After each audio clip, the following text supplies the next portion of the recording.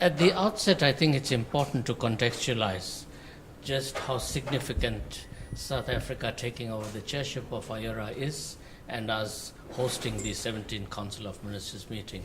South Africa has a historical link to the association in that the idea of creating an Indian Ocean Rim association emanates from former President Mandela. In 1995, when he was on a visit to India, during a public lecture there, he articulated the vision of an Indian Ocean community, bringing all of the littoral states into one organization. And based on this vision, the organization was formally launched in 1997 in Mauritius, which is now the Secretariat of IORA. That is where the Secretariat is housed. Now, of course, for South Africa taking the chair, it is very important because a major focus of the Indian Ocean is on peace, security, and development. It is on economic development, and it is also to advance the ocean's economy. And as you know, in 2014, President Zuma unveiled a very ambitious ocean economy program under Operation Pakisa, the blue economy for South Africa.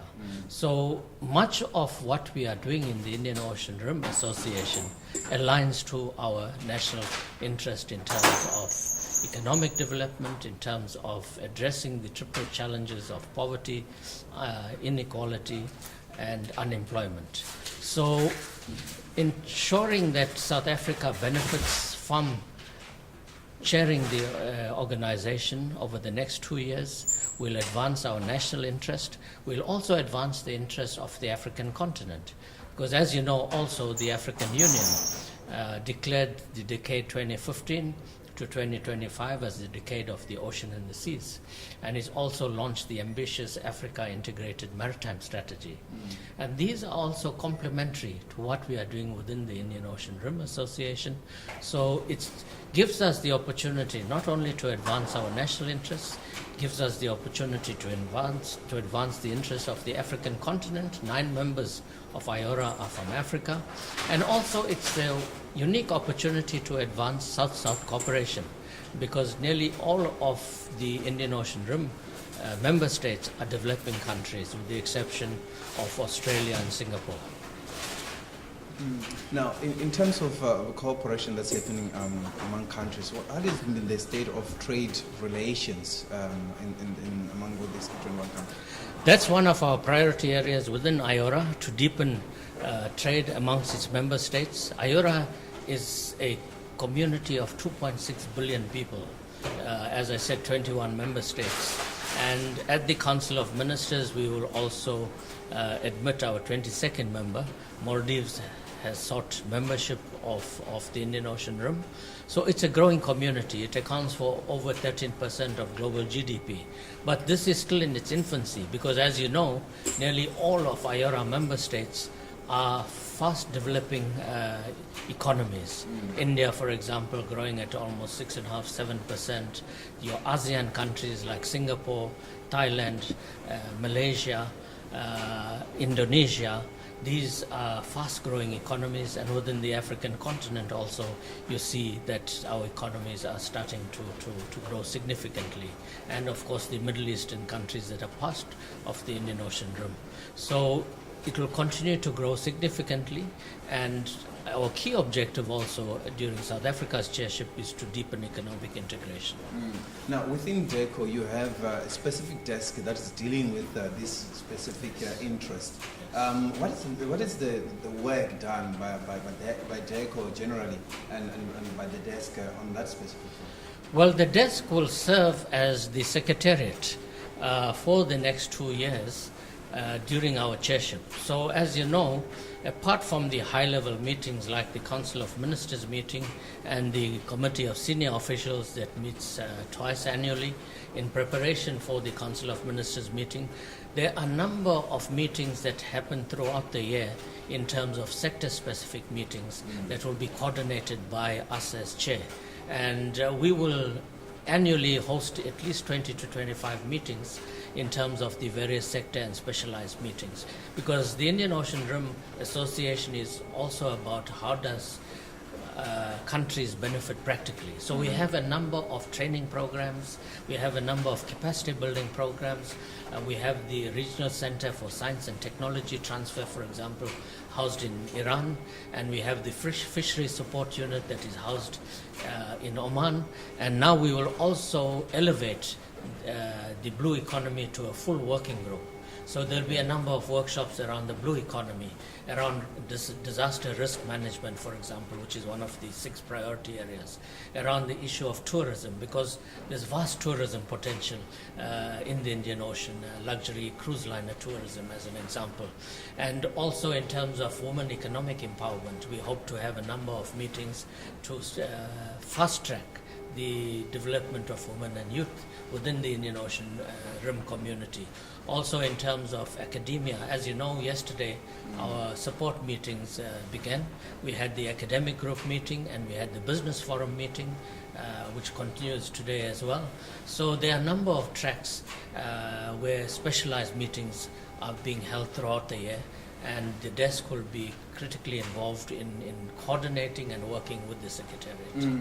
I think I want to get into the priority areas now for the country in terms of, unemployment, poverty, inequality, or all that in terms of how does IORA deal into that. But first, talk to me about there are working groups. You spoke about the academic group as well. What is the level of synergy? Because you don't want people working in silos as well. Yes. Who is managing that linkage? Sure. That is also part of the duty of the chair Okay. in working in tandem with the Secretariat to ensure that all of the various structures within IORA cross-fertilize. So the academics derive the priorities from the action plan that we adopted during the summit meeting, the first summit meeting of IORA, marking its 20th anniversary of existence, that took place in Jakarta in March this year. We adopted a political declaration, the IORA Concord, and we adopted a ambitious action plan. So South Africa will focus on implementing the action plan. But the action plan is dependent on all different entities of IORA working in tandem. So the academic group, for example, derive their focus from the action plan. The business forum will advance implementing the action plan in terms of the economic priorities we have identified. And then, of course, you've also got the committee of senior officials, that is the regulatory body to prepare for the Council of Ministers. So all of these have to work in tandem with each other, and again here, the chairperson plays an important role to see that all are complementing each other's activities. Now, unemployment, poverty, inequality, quite an important issues for South Africa's agenda. I mean, we are chairing. I'm sure those will be the key priorities. They're extremely key priorities, not just for South Africa, but also key priorities within the Indian Ocean Rim countries. As I've indicated, the vast majority of countries are either developing countries, they are LDCs or small island states. So all of us experience the same challenges. So how do we ensure, for example, our youth are better skilled and better trained? That is why we work jointly with member states plus our dialogue partners. And we have very significant dialogue partners. Countries like China, the USA, UK, France, Germany, Japan and Egypt. We have 7 dialogue partners. Some of them are very advanced economies. But the fact is they're very keen to work with us and to partake in some of the programs. We have, for example, run very successful ocean economy workshop which China hosted in Qingdao last year to share their best practices with us, not only in terms of the ocean economy on the special economic zones based on the ocean. That is one example where countries share experience with us. So increasingly our dialogue partners are getting more and more involved in working with us, and we're encouraging that. So all of us have the common approach in terms of how do we benefit and derive benefit. And the ocean economy is vastly untapped. And working in tandem with each other, we can only benefit from working together, harnessing our joint energy in ensuring that we derive economic benefit from the oceans in terms of ensuring we do it in a sustainable way, that we don't deplete the resources of the ocean.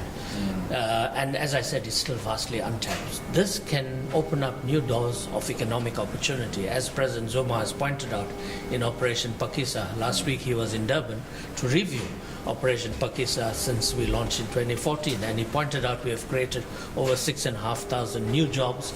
We have unleashed about 25 billion rands in new investment. So this also provides us an opportunity to work together to harness the economic opportunities of the Indian Ocean. Yeah, and Key, what are the the role of dialogue partners? Dialogue partners, of course, are not part of the Indian Ocean community. They are outside of the Indian Ocean. But the mere fact that you have such weighty dialogue partners, 4 of the permanent 5 members of the Security Council are dialogue partners. And that's because of the vast economic opportunities that exist. That's because they are major users of the Indian Ocean in terms of trade and goods. As I indicated, something like over 50% of merchant ships traverses the Indian Ocean. Over 60% of global energy supplies go via the Indian Ocean. Over 1/3 of global bulk cargo go via the Indian Ocean, and over 50% of global petroleum resources are within the Indian Ocean region. Yeah. So therefore this vast interest, but not only the commercial interest, but also in terms of sustainable development. How do we ensure that the ocean is protected? There's proper mechanisms of ocean governance that are in place, and these are issues that we'd like to not only speak amongst member states, but also dialogue partners have a responsibility because they are so much involved in the Indian Ocean space. And dialogue partners are actively engaged in our programs now. We are drawing them more and more into our programs so that they are not just observers, but they are actively engaged in the Indian Ocean Rim Association programs. You talk about the fact that dialogue partners are permanent members. I'm going to put one of these questions to the Secretary General now, but the role of having permanent members within the structures, I mean, through the Secretariat, I see that you also have people who are serving there for many years. I'm looking at seeing that have you ever, I mean, South Africa yesterday proposed some reforms as well. It's been 20 years anniversary now to say maybe it's time to reinvigorate, you know, the association as well. What are some of the issues as far as the structure of IORA is concerned, as far as South Africa is concerned? In terms of how do we then make sure that after 20 years we review and see how can we strengthen IORA as well? Well, I think re-energizing and revitalizing the organization is an ongoing process. For example, when we launched IORA 20 years ago, ICT was not that advanced in terms of the use of ICT in terms of security, the use of ICT in terms of economics. E-commerce was hardly a major issue. So obviously we have to take cognizance of the new advances under what we call the fourth industrial revolution. And we ensure that the work we do within IORA benefits our members. We have members that are very advanced technologically in terms of the economic space. In terms of science and technology advancement, which is one of our priority areas. And in terms of e-commerce, for example, how do we ensure that those that are more advanced work in tandem to help the less endowed countries to also leapfrog into the future? So these are some of the areas that we keep revisiting to ensure that the organization is relevant to the challenges of the age, and also that we harness the new opportunities that arise. For example, 20 years ago, no one even had a blueprint for ocean economy, South Africa included. We've just launched the ocean economy under Operation Pakisa 3 years ago. So it's a new frontier, and yet the ocean has always been there. But we never gave it the necessary attention. But of course now, increasingly, because of the advances in science through ICT, we are able to see what's beyond the waters, what's in the seabed, the vast resources that are there, and how we can harness that through advanced technologies. For example, Japan has very advanced technology to access mineral resources in the Indian Ocean. we can only benefit from that when we work in tandem with countries like Japan, like China, like UK, France, and the USA that have advanced technologies. So, of course, organizational reform. As you know, South Africa has also put up a candidate for the Secretary General post of IORA. Ambassador Bhagirat, the current Secretary General, will complete his second 3-year term, and in terms of the charter of the IORA, is not eligible to stand again, so we have to find a new Secretary General. 3 countries have forwarded candidates. The Council of Ministers will make a pronouncement on the new Secretary General, and South Africa is one of the countries that is being considered for this post. So we will also have new leadership in terms of steering IORA forward, not only in the Secretariat, but also the new chair that will come in. And we want to also, as the incoming chair, relook the organization, its structures, its working methods, to reform and streamline and make sure that we harness the joint collaboration between the chair and secretariat in a manner that works for the benefit of all member states. So therefore you would have seen, for example, in the academic working group, each working group is relooking the working methodology, how they can streamline and how they can take on board new ideas in order to make it more relevant to the challenges that we face and to harness the opportunities for mutual benefit. Mr. Shukla, let me thank you so much for your time. Most welcome, my pleasure.